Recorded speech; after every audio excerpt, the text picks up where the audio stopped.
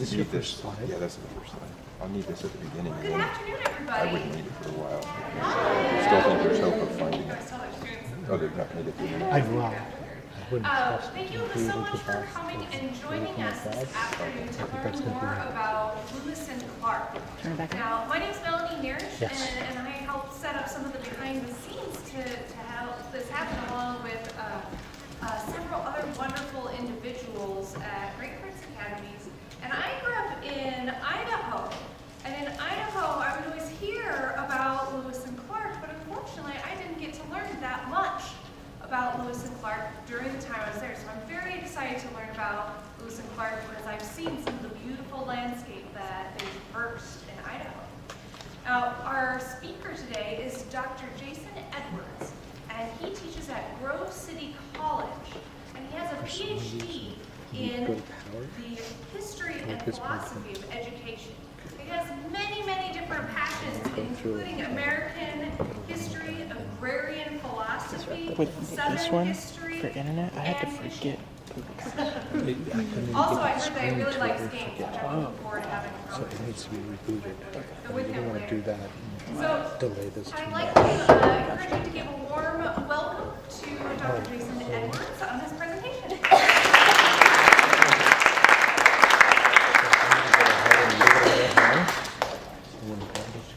Well, thank you very much, Mel.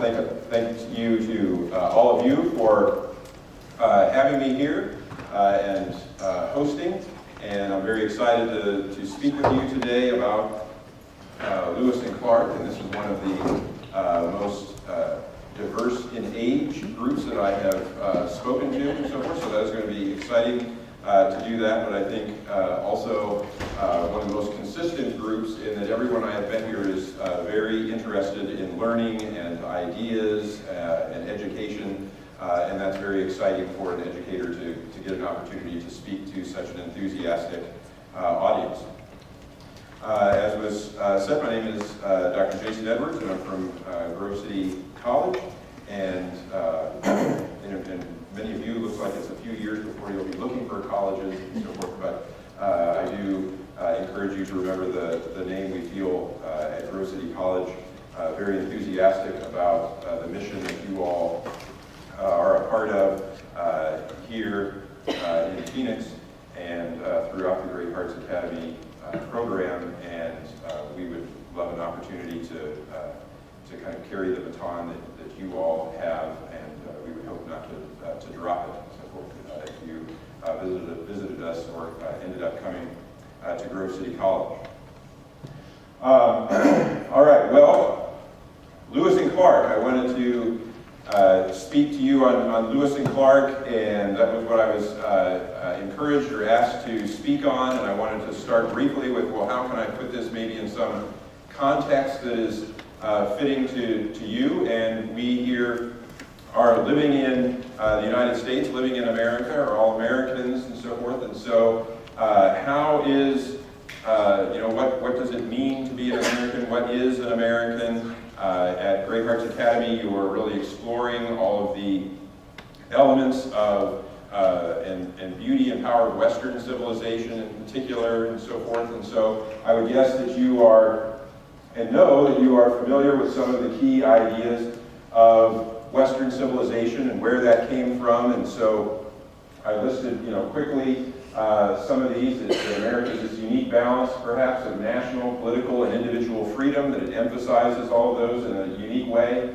And these beliefs are grounded in the West in things such as the Old Testament and its embrace of there's an absolute right and wrong, its embrace that there can be chosen nations, that people, that groups of people, that countries have missions. Greek ideals of democracy, Roman ideals of republicanism, both of them really acknowledging a natural law and so forth, are things that we continue to explore and wrestle with. Christian ideals that have given us that the individual soul is infinitely important, and so that we want freedom for that. English ideals of constitutionalism, bills of guaranteed rights, and so forth, are all things that have played important roles in the formation of American culture. and we appreciate those gifts. But I would have you wrestle with today and in the future, is there something, however long the United States lasts and so forth, what would be its legacy? Is it merely just a collection of these things that have been passed to the United States, but does it have something that it uniquely added to this combination that has made it even more effective and even more powerful?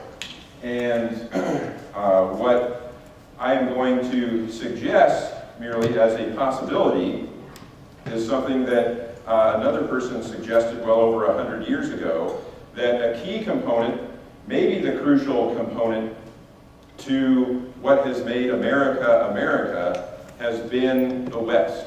And here we are in the West, so a great topic for us. Or if you will, the frontier. That the United States, what became the United States, has always been a frontier, and there was kind of this moving frontier line that originally the English colonies were the frontier, and then the frontier becomes the Appalachian Mountains, and then it becomes the Mississippi River, and then it becomes the Great Plains and this Great West and so forth. And at the very end, I'll suggest, well, is that idea closed, or is America still interested in the frontier? Is that still a defining element of our culture and so forth? But one of the greatest stories, one of the best events of this frontier, some of the quintessential frontier folk are, of course, Meriwether Lewis and William Clark. So we're going to talk today about Lewis and Clark. So if you could go to the next slide for me. So when we talk about Lewis and Clark, I think actually we have to start with Thomas Jefferson. And for me, I will admit that for United States history and the founding of the United States, George Washington, to me, is the essential man. That if we don't have a George Washington, I don't see how we get a United States.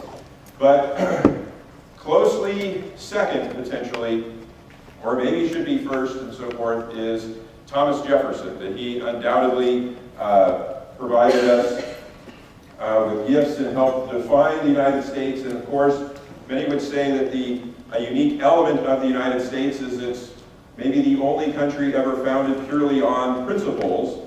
And to be an American, you just have to adopt these principles, and that's what makes you an American. It's not a religion or a place or a language or anything, that we are a people of principle, and the primary author, at least in human terms, of those principles and so forth, is Thomas Jefferson. In his writing of the Declaration of Independence, has served to encapsulate the ideals that we as Americans try to live up to, and hopefully are continuing to try to live up to into the 21st century. So Jefferson is crucial for that reason in the birth of the country.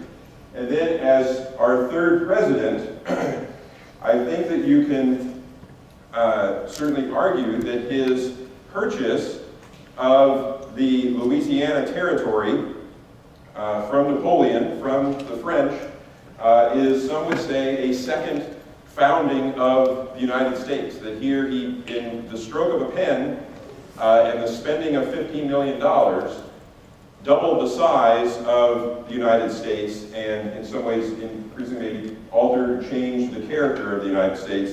But Jefferson is a man of the West, or has his eyes on the West, talked about wanting an empire of liberty, and with $15 million starts us along that process of having this empire of liberty that he envisioned could go from sea to shining sea. And, in an important contrast, he bought that from Napoleon, who was interested in selling it because he wanted more money to create an empire in a different way in Europe. And Jefferson does the same, gets much more land and increases and really buys an empire rather than at least initially having to conquer one to get it. So when Jefferson purchased Louisiana, this in itself was a bold move, and one that caused him no small degree of angst. It was a decision that he was making that he knew was an opportunity that he didn't want to pass up, but it didn't fit well initially with his philosophy. So what had happened is that Spain had been controlling Louisiana, and there was a deal with France to turn over the Louisiana to France and to Napoleon. And Jefferson had indicated to Napoleon in no certain terms that if France took control of that land, that he would look at that as an act of war. And the United States was primarily interested in New Orleans because Americans were always moving west, and many those on the frontier needed sail their goods down the Mississippi River to New Orleans so that they could sell these goods through the rest of the United States into Europe. And so Jefferson sent representatives to negotiate with Napoleon, and it approved about maybe that we would spend $4 million or so, even just to get guaranteed rights that we would have access to New Orleans, or to try to purchase New Orleans. And so they're there negotiating, and Napoleon almost, in a sudden opportunity says, well, how do you just like to buy the whole thing? Why don't you just buy the whole thing from me? This is, the New World has become kind of a headache for me. I need money. And so if you give me $15 million, I will sell you the whole thing. And they're like, hello, this is quite an opportunity. They're like, well, yeah, I think we're pretty good. Are you interested? Well, I'm not sure if we can do that, but we're interested. And they quickly, and at this time, quickly is like a month ocean voyage and so forth back to the United States, telling Jefferson, hey, can we buy this for $15 million? And Jefferson said, yeah, absolutely, we want to buy this for $15 million. And Napoleon had been saying, like a good salesman and so forth, to say, no, you got to act fast. And so I got 5 more guys, that want to buy this. So if you want, you need to act fast. So Jefferson acts as fast as they can and approves this purchase. Now Jefferson was a strict constructionist, which if you don't know, just means that he believed and always advocated if the Constitution doesn't specifically give the federal government the right to do something, it can't do that. And there's nothing in the Constitution about buying huge tracts of land from Europe. So this is a little bit unnerving to him, to say, I can't pass up this opportunity. And Jefferson, it does fit with Jefferson's philosophy that he is what I would describe as an agrarian, that he very much wanted the United States to remain a land of small yeoman farmers. And he's thinking, if we can get all that land, we will for centuries everybody can have their own little plot of land, because we'll have so much land to do that. So it fits with some of his philosophy. It doesn't with others, but it's just too good of a deal to pass up. This famously, averages out to about 3 to 4 cents an acre is what he paid, and so it's really the greatest land deal in history, at least for one side of that deal. So he passes it, and he eventually justifies that it's okay to make this purchase by saying, well, it is in the Constitution that we can make treaties, and this is essentially just a treaty that we're making with France and so forth, so let's just call it a treaty. And that's what they did, and the Senate has to approve treaties, so he got the Senate to approve it, and he still felt a little bit bad, so he said, hey, let's just go ahead and have the House of Representatives approve it as well while we're here, and they happily approved it, and so the purchase is made. Now, let me see, let me advance in the slide, and we'll show, oh good, this is the one that's, all right. So this map is pretty good, very basic admittedly, but gives you the key idea, and I think the key idea that this map is giving you is that there's not clear boundaries. We didn't really know what we bought when we bought it. The terms of the thing is all the land that drains into the Missouri River. Well, okay, so what exactly does that mean? And the Red River was still argued over as is that part of this or not. And then France then admits also that, well, we got this land from Spain and so forth, and part of the deal from getting it from Spain is that we wouldn't sell it to anybody else. But, but in any event, we're going to sell it to you. And we're like, okay, so there's a lot of disagreements on what we own.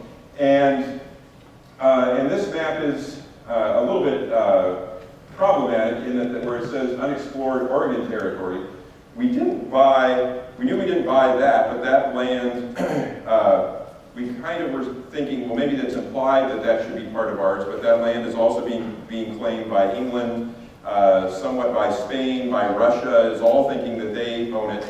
And eventually with Lewis and Clark, they're going to go ahead and explore that, which is going to try to help increase the United States' claim that, well, I think we actually should be the ones that own it. All right, so I think the next slide will work here. So now, to be honest, Jefferson was thinking that he wanted to explore Louisiana before we even made this purchase. So there was already plans in the works to send explorers out to do it. But now we've bought the land, and of course, if you buy something, you want to know, well, what exactly did I buy here? So this increases the urgency to get this exploration to explore this land. So Jefferson has to decide, well, who am I going to send to do it? And he makes a fantastic choice, but a pretty bold choice at the time. So he chooses his personal secretary as the one to go and do it. So Meriwether Lewis was a few decades younger than Thomas Jefferson and had been serving for a couple of years as his personal secretary in the White House, which also makes it, they were kind of neighbors in Virginia, so he was friends with the family and had invited Meriwether Lewis, who was already a great outdoorsman. He had owned land in Virginia, and his family owned land in Georgia, and he would sometimes just walk that trail and so forth. And so he was great at the outdoors.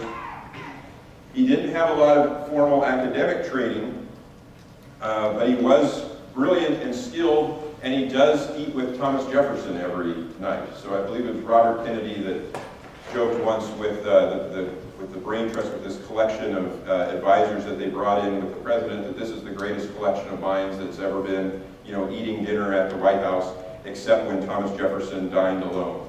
But Thomas Jefferson does not dine alone. He dines with Meriwether Lewis. So they're always talking about various ideas and exploration and what's out there in Louisiana. And so he chooses Meriwether Lewis, who's a relatively young man. He's just about 27, 28 years old, that he's going to do this all-important exploration. And Meriwether Lewis knows that, well, I can't do this alone. So he wants to choose and needs to choose someone else to go with him. And so the next slide here, of course, so he chooses his friend, can I have the next slide, please?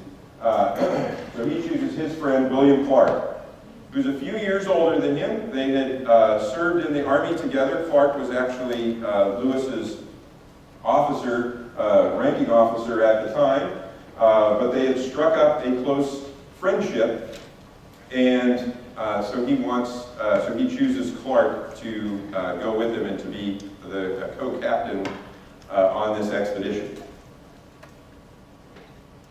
And that's one thing, as I've toured the schools, I've been impressed with seeing in so many classrooms 9 virtues that you all are highlighting here. Do you all know what those 9 virtues are? Yes, sir?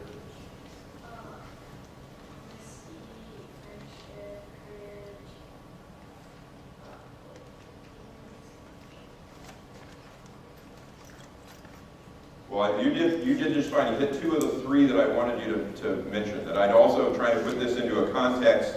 I would say, I've got other, well, just hold on here. I know I appreciate your willingness to do this, but another context maybe for this school are these 9 virtues. And you mentioned courage and friendship, and another one that I know is perseverance. That you and I really think this story is maybe at the end of the day just one of the greatest friendships of American history, and it's certainly one of courage and perseverance that they're going to continue. So one, we start with the friendship of Thomas Jefferson with Meriwether Lewis. which was almost a father-son type of relationship, and then just a brilliant friendship, one of the most important in American history, this friendship between Meriwether Lewis and William Clark. And it was interesting, right at the beginning there could have been trouble in that Lewis offers Clark a captainship to do this. Clark said, yeah, there's nobody else I'd rather do this trip with than you, let's do it. And so Lewis is ecstatic, and Clark heads for St. Louis and to recruit some men. Meriwether Lewis goes and is getting training by the American Philosophic Society in Philadelphia to go, and eventually Lewis is told this is officially a military expedition, and the military responds and says, well, you can't do that. There can only be one captain. This is a military expedition. We can't have two captains running the show. You can't have two people in control. So Clark is going to have to be your lieutenant. And Lewis is super angry about this and writes a nasty letter complaining, saying, no, I promised him a captain. You have to make him a captain. And they say, nope, we're not going to. They don't do that. That Clark is officially a lieutenant. Lewis writes Clark, who could have been obviously very upset about this. And Lewis says, I apologize that this has happened, but please don't let this become before. The men will never know this. You are co-captain. I will always refer to you as captain. And Clark says, okay, that was disappointing, but I trust you. And so we'll do this as co-captains, not as a ranking officer and subordinate. And that's how they do it. And the men never know that they're not both captains, and they refer to them both as captains. And ultimately, Clark